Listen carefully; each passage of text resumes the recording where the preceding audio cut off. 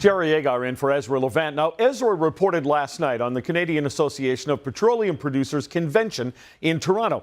To close it out, I'm joined by Dr. Daniel Yergin, world energy expert and Pulitzer Prize winning author of The Prize, The Epic Quest for Oil, Money, and Power. Dr. Yergin, welcome. Thank you. Now, your book traces the history of the oil business right from back in the 1800s.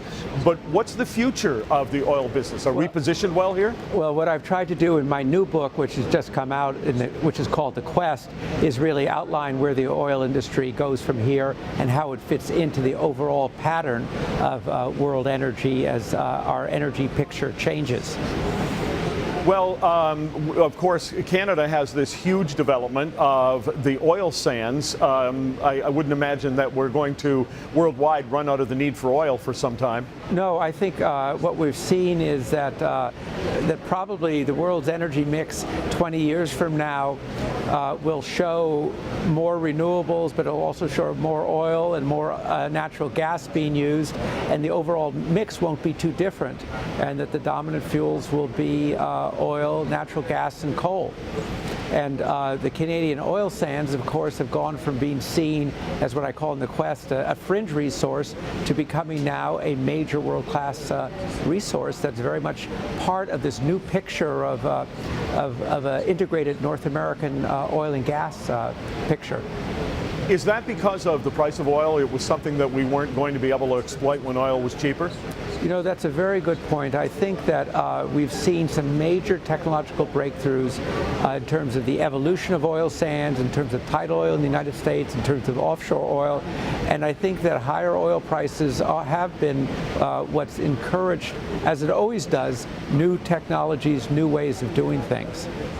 Well, we have higher prices when it comes to renewables because they're propped up by the government, but is that encouraging those technologies toward being more ready for prime time, so to speak? Well, I think that the challenge for renewables, I mean, they're still small, but they're now a global business, which they weren't before, and a whole lot bigger than they were a decade ago. But their challenge is they're going to get to scale is to continue to get costs down. So costs have come down, but they still have a distance to go. And they also have another challenge is that they're intermittent. That they're only available when the sun is shining or the wind is blowing. So they still need a lot of innovation to continue to, if they're going to be really become mainstream competitors. Of the two, wind is a lot farther along in terms of gaining some market share than solar, but the cost of solar has been coming down in recent years. But still, you have relatively inexpensive hydrocarbons and natural gas in these very competitive energy markets. Well, tell me where I'm wrong here if I am, because I've not seen those renewables right now as a business. I've seen them as kind of a scam where you only go into the business, so-called business, if you can get government to guarantee you a price. Well, that is absolutely true that they depend upon incentives, as they're called, or subsidies, as they're called. But it is a business. I mean, the evolution of the wind business from where it was a decade ago, these are much more sophisticated machines. They're much larger. And the difference is that there are big companies who are involved now, Siemens, General Electric, but they're still small when you compare it to the overall energy business. And you're quite right, they still depend on considerable subsidies from governments. Germany's making a big commitment to renewables as it shut down its nuclear, but it says we're a rich country and we're willing to pay for them. But German industry is worried about whether it's going to be less competitive because they're going to be paying a higher cost for their electricity, while electricity costs in North America go down because we have inexpensive natural gas. Well, my guess is that China won't necessarily be willing to pay for it. We'll be able to sell them oil?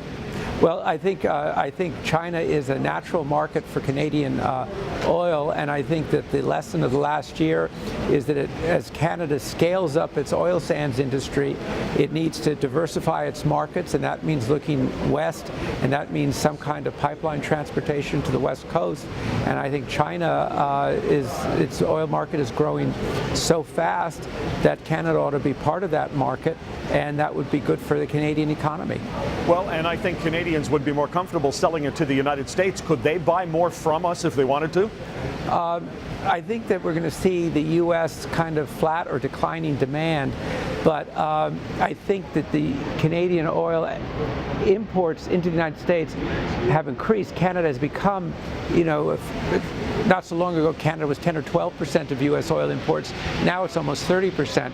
So I think as time goes on, we can see Canada becoming a bigger and bigger supplier to the United States as a share of the total imports into the United States.